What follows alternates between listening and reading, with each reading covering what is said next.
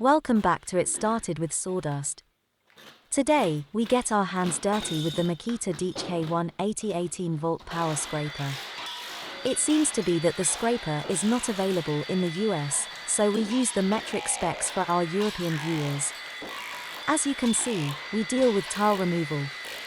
We've selected the maximum impact speed of 3,200 impacts per minute, and the BL1850B battery provides the power.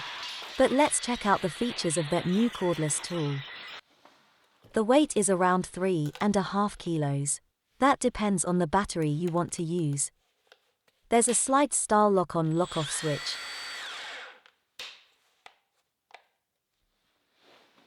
Variable speed dial for adjusting the speed based on material or application.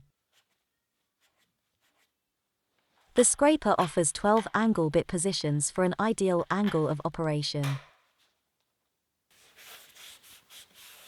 The DHK180 is made in Japan. Dual LED job light with pre-glow and afterglow functions. We recommend 5 amp and higher batteries. The anti-vibration technology does a pretty good job in that small housing, and the rubberized soft grip works great even with gloves. There's a retractable hook that allows the tool to be hung on ladders, pipes, scaffolding, and with lanyard using the hook loop, if needed. One-touch sliding SDS-PLUS chuck for easy bit installation and removal. The brushless motor provides a punchy 3.1 joules of impact energy.